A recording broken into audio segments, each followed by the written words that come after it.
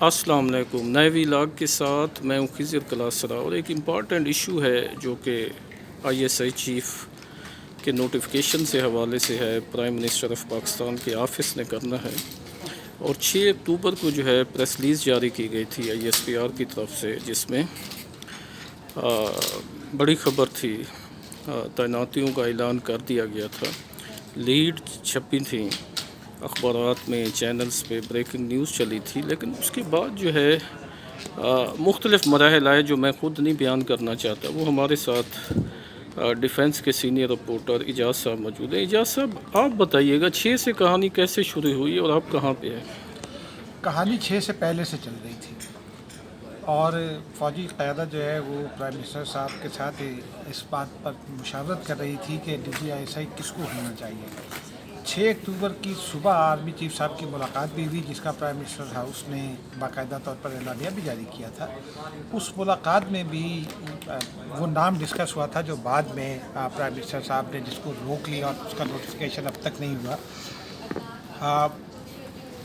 فوجی قیادت کا طریقہ کار اور موقف بھی ہمیشہ سے جو روایتی طور پر رہا ہے وہ یہی ہے کہ فوجی قیادت سے ایک سمری آتی ہے، اس میں کچھ نام ہوتے ہیں، پرائم منسٹر اس میں سے ایک نام چن لیتے ہیں۔ اچھا، وہ روایت اس لیے بھی اس کے حق میں ایک دلیل یہ دی جاتی ہے کہ چونکہ لیفٹیننٹ جنرل کی ٹرانسفر پوسٹنگ آرمی چیف کا کام ہے، اور آرمی چیف ہی بہتر سمجھتے ہیں کہ کہاں کون سی شخصیت یا کون سا لیفٹیننٹ جنرل بہتر رہے گا، تو وہ اس لیے ان کا یہ رائٹ ہے کہ وہ ایک نام، 2 نام یا 3 نام بھی دیں۔ ماضی میں بھی ایسا ہی ہوتا رہا ہے، لیکن پرائم منسٹر ہاؤس کا یہ موقف ہے کہ چونکہ D G I S I کے سے پرائم منسٹر نے بہت سارا کام لینا ہوتا ہے، اور وہ پرائم منسٹر کو جواب دہ ہوتے ہیں، تو پرائم منسٹر کا یہ پریراگیٹو ہے اور پرائم منسٹر کا یہ حق ہے کہ وہ اپنی چوائس کا بندہ وہاں لگائیں۔ اور وزیر اعظم عمران خان نے بعد میں جو موقف بھی اختیار کیا کہ افغانستان، اس کو زیادہ لوگ بائے نہیں کرتے، کیونکہ جس نام پر وہ چاہتے ہیں کہ ان کو رکھا جائے، ان کا وہ پولیٹیسائز ہو گیا ہے وہ نام۔ تو یہ بنیادی طور پر تو اسی بات پر اختلاف ہے، لیکن اس دن صبح یہ انڈرسٹینڈنگ موجود تھی۔ اس کے بعد پھر میری اطلاع کے مطابق جس شخصیت کو پرائم منسٹر رکھنا چاہتے ہیں موجودہ D G I S I, ان کی بھی پرائم منسٹر سے ملاقات ہوئی، اور میری اطلاعات کے مطابق انہوں نے پرائم منسٹر صاحب کو یہ سمجھایا بھی کہ اس کو متنازع مسئلہ نہ بنائیں، کیونکہ اگر ان کے لیے ضروری ہے کہ وہ بھی فیلڈ کور کو ہیڈ کریں۔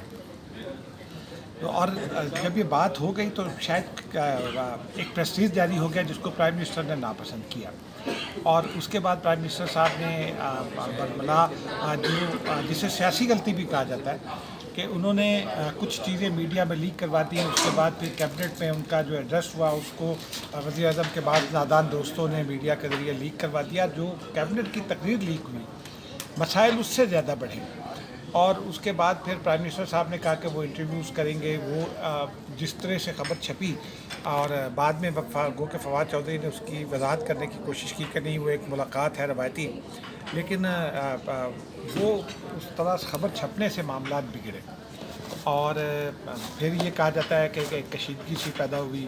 اطلاعات یہ بھی ہیں کہ فوجی قیادت نے اس بات پر رضامندی کا اظہار کیا کہ انٹرویو ہو، لیکن ان کا یہ کہنا تھا کہ جس نام کا اعلان کر دیا گیا ہے انہیں بلائیں، ان کا انٹرویو کریں، اور کوئی اگر وجہ نہ ہو تو انہی کو اپوائنٹ کیا جائے۔ اور پھر حکومت کے اپنے لوگ یہ تاثر دیتے نہیں تھکتے کہ معاملہ طے پا گیا ہے، لیکن معاملہ ابھی تک لگتا ہے، اور شنید یہی ہے، اور بعض سورسز بھی یہ دعویٰ کرتے ہیں کہ ابھی بھی کچھ اختلافی امور باقی ہیں۔ ہونا جنرل ندیم انجم نے ہی ہے، یہ سورسز کنفرم کرتے ہیں، لیکن مستقبل میں کیا ہو یہ تو کوئی بھی نہیں کہہ سکتا۔ اطلاعات یہ ہیں کہ پرائم منسٹر صاحب یہ چاہتے ہیں کہ اگلے 1 سے 2 مہینے موجودہ D G I S I کو کنٹینیو کیا جائے، اور وہ یہ چاہتے ہیں کہ نوٹیفیکیشن اگر جاری کیا جائے تو وہ افیکٹ ہو 2 مہینے کے بعد سے، اور موجودہ جو D G I S I ہیں وہ کنٹینڈر ہیں اگلے آرمی چیف کے، تو ان کے لیے کم سے کم 1 سال کی فیلڈ کور جو ہے نا اس کو لیڈ کرنا ضروری ہے کمانڈ کے۔ تو یہ کچھ تکنیکی مسائل بھی ہیں اس میں، اور बार बार ये कहा जा रहा है। अब ये कहा गया था कि शायद 19 तारीख को नोटिफिकेशन हो जाए, शायद 20 को हो जाए, अभी तक वो तो नहीं हो सका।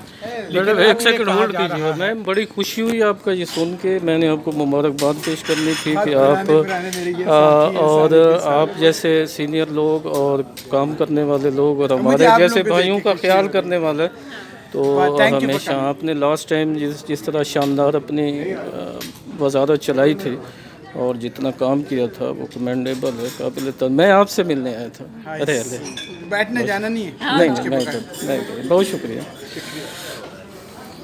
तो अब मैं एक दो सवाल करना चाह रहा हूँ। ये कोई पहली दफ़ा नहीं हो रहा कि इमरान खान साहब, प्राइम मिनिस्टर साहब कोई अपने चेस का DGISI मांग रहे हैं। बीबी ने भी आपको याद होगा, नवाज़ शरीफ साहब का, ज़ियाउद्दीन भट्ट साहब का आपको याद होगा, भुट्टो साहब ने भी अपना आर्मी चीफ कह लें या पूरा सेटअप कह लें, उन्होंने भी मांगा था। ये सिलसिला तो चलता आ रहा है। तो फिर इमरान खान से ये सवाल ये उठ रहा है कि इमरान खान जो सेम पेज पे है, जो लाइक माइंडेड है, जो एक मतलब बड़ी कोऑर्डिनेशन है, जब उसने एक मांगा है और उसकी वजह भी दी है, जिसको आप लीक कह रहे हैं कैबिनेट का, जो डोगर साहब के ज़रिए बात कराई गई, अगर आपकी बात मान ली कि लीक कराई गई, तो फिर अपने से इतनी नाराज़गी क्यों, अपने को इनकार क्यों? देखिए, इश्यूज़ जो हैं मेरी इत्तला के मुताबिक पिछले 1 साल से चल रहे हैं और वो इश्यूज़ कहीं बुज़दार पर हैं तो कहीं कुछ और लोगों पर हैं। मेरी इत्तला यही है कि फ़ौजी क़यादत ये चाहती है कि बाद वज़रा के कलमदान तब्दील किए जाए और उनकी जगह संजीदा लोग लाए जाएँ। मिसाल के तौर पे मेरी इत्तला है, हो सकता है गलत हो, तो वो चाहते हैं कि उस्मान बुज़दार को तब्दील किया जाए, क्योंकि उस्मान बुज़दार की परफॉर्मेंस जो है वो पंजाब में PTI के लिए भी, हुकूमत के लिए भी मुश्किल का बायस बन रही है, लेकिन इमरान खान साहब नहीं मानते। फिर ये भी इतला है कि वजारत दाखिला में भी फ़ौजी क़यादत शाह महमूद कुरैशी या असद उमर जैसा कोई पढ़ा लिखा आदमी चाहती है, क्योंकि वजारत दाखिला में मुझे बात ज़राए ने ये दावे से बताया, उनका ये कहना है कि शेख रशीद साहब को अगर बैरून मुल्क जाकर गुफ्तगू करनी पड़ जाए तो वो उस प्रेजेंटेबल अंदाज में या उस मौसर अंदाज में केस पेश नहीं कर सकते। आपको बताया कि FATF का जो मामलात हैं, वो उसमें ज़्यादातर मामलात रिलेटेड हैं वजारत दाखिला के, तो इसलिए वो ये चाहते हैं कि शाह महमूद कुरैशी जैसा कोई आदमी आए जो डिप्लोमेटिकली चीज़ों को भाईजान, ये तो वैसे ही है कि हम रोज़े बशकवाने आए थे, आपने नमाज भी साथ ज़िम्मे लगा दी, हम कह रहे हैं कि वो मसला हल हो जाए, आप कबीना और शेख साहब को लेके बैठ गए। ये बात बहुत मेरे ज़राए ने बहुत एतमाद के साथ ये दावा किया। फिर और इस तरह के लोग हैं, जुल्फ़ी बुखारी का मामला सबके सामने है, वो चलता रहा। जुल्फ़ी ने तो खुद रिज़ाइन किया है, उसमें कोई प्राइम मिनिस्टर का तो कोई ऐसा वो नहीं। जुल्फ़ी बुखारी को तो वो चाहते थे कि जुल्फ़ी बुखारी वापस ना आए, लेकिन जुल्फ़ी बुखारी तो वापस आ गए।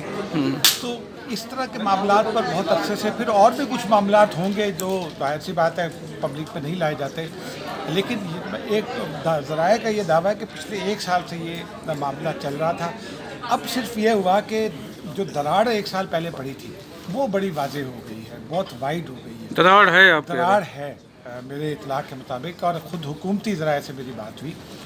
मसलन समरी का मामला, समरी यकीनी तौर पर एक कानूनी प्रोसेस है, वो कवायद व ज़वाबित के मुताबिक आई होगी, लेकिन माजी में समरी जब आती थी तो नाम नहीं रिवील होते थे। इस मरतबा नाम रिवील कर दिए गए और नाम यकीनी तौर पर हुकूमत की जानिब से रिवील किए गए, क्योंकि मैं पिछले 32 साल से कवर करता हूँ और वज़ारत दिफा से कभी नाम नहीं। एक बात बताएं, अगर रिवील हुए हैं तो इससे कोई क्या आपके ख्याल में क्या मतलब अच्छा नहीं हुआ? मतलब अगर नाम सामने आ गए हैं तो आपको याद होगा कि जब चेयरमैन नैब के 2 दफ़ा के प्रोसेस का मैं खुद गवाह हूँ, जब नाम आ रहे थे तो उस वक्त के लीडर ऑफ द अपोजिशन से हम पूछते थे कि भाई क्या नाम है, तो वो ये कहते थे कि जी नाम इसलिए हम नहीं बताते कि जिस आदमी के नाम पर इत्तफाक हो गया तो जो बाकी नाम है फिर वो डिस्क्रेडिटेड फील करेंगे। नहीं, डिस्क्रेडिट क्या मतलब? ये प्रोसेस जो है, प्रोसेस तो सर होना है, उसमें 3 नाम आ गए होंगे यकीनी तौर पर। हुकूमत ने 2 दफ़ा ये खबर चलवाई है कि प्रोसेस असम्बली आ गई है, लेकिन जो नाम जिनको नहीं लगाया जाता फिर उनके लिए रिज़ाइन के अलावा हमारे माशरे में कोई चारा नहीं होता, और यही जो उसूल है ये फ़ौजी क़यादत पर भी लागू होता है। दूसरा जो आपने बेनज़ीर भुट्टो वाली बात की, बेनज़ीर भुट्टो साहिबा ने जब इक़्तिदार संभाला तो उनके पास जब समरी आई, क्योंकि हमीद गुल ने खुद ही ऑफ़र की थी कि मैं यहाँ से जाना चाहता हूँ, तो उनको उनकी चॉइस के मुताबिक कोर कमांडर मुल्तान बना दिया गया, जो पाकिस्तान की फर्स्ट स्ट्राइक कोर है। अब फिर बेनज़ीर भुट्टो के पास जब समरी आई तो उन्होंने बहुत प्रिसाइसली और बहुत ही सोफिस्टिकेटेड अंदाज में अपनी एक चॉइस बताकर कहा कि अगर इनका नाम समरी में शामिल कर लिया जाए, और वो एक रिटायर्ड जनरल को उन्होंने लेफ्टिनेंट जनरल जब शमशेर कल्लू साहब को उन्होंने अपॉइंट कर दिया। उसको फ़ौजी क़यादत ने पसंद नहीं किया था, फ़ौज के रैंक्स में भी उसको पसंद नहीं किया गया था। नवाज शरीफ साहब ये करते हैं सिर्फ ज़ियाउद्दीन भट्ट ही नहीं, और लोगों के बारे में। और फिर आपको याद होगा कि नवाज शरीफ साहब के साथ तो एक DGI सियासी जलसों में भी शिरकत करते रहे। तो हमारा नहीं, ज़ियाउद्दीन भट्ट जब मांगा नवाज शरीफ साहब ने तो उन्हें तो दे दिया गया, उन्हें दे दिया गया। उससे पहले जावेद नासिर साहब मांगे थे, वो दे दिए गए थे, और दीगर लोग मांगे गए। लेकिन माजी हमारा कोई सियासी मदाखलत के हवाले से DGI नहीं, इसको इतना ज़्यादा मतलब महसूस क्यों किया गया? अगर प्राइम मिनिस्टर ये चाह रहे हैं कि बिकॉज ऑफ अफगानिस्तान सिचुएशन इसको कंटिन्यू कर लिया, एक वजह है। पिछले मरतबा जब DGI लगाया गया था तो प्राइम मिनिस्टर ने फ़ोन करके ये कहा, दरख्वास्त की या ये मशवरा दिया कि फ़लाँ साहब को DGI लगा दिया जाए। एक मरतबा ये भी हुआ इन्हीं प्राइम मिनिस्टर के दौर में। और फिर उन्हें इतवार के दिन उन्हें रात को कहा गया कि कल सुबह। अब मुझे लास्टली बताएं, क्योंकि टाइम हमारे पास ख़त्म हो गया है, अब नोटिफिकेशन कब होगा? अब नोटिफिकेशन तो मेरा ख्याल है किसी बात पर ही होगा, मुझे नहीं लगता, क्योंकि कह रहे हैं हुकूमती ज़राए ये कहते हैं कि शायद जुम्मे तक आ जाए, लेकिन मुझे लगता है कि शायद इससे ज़्यादा की कोई बात होगी, उसके बाद ही नोटिफिकेशन आएगा। मुझे बहुत नहीं लगता कि शुक्रिया, जुम्मे को भी आए। बहुत शुक्रिया।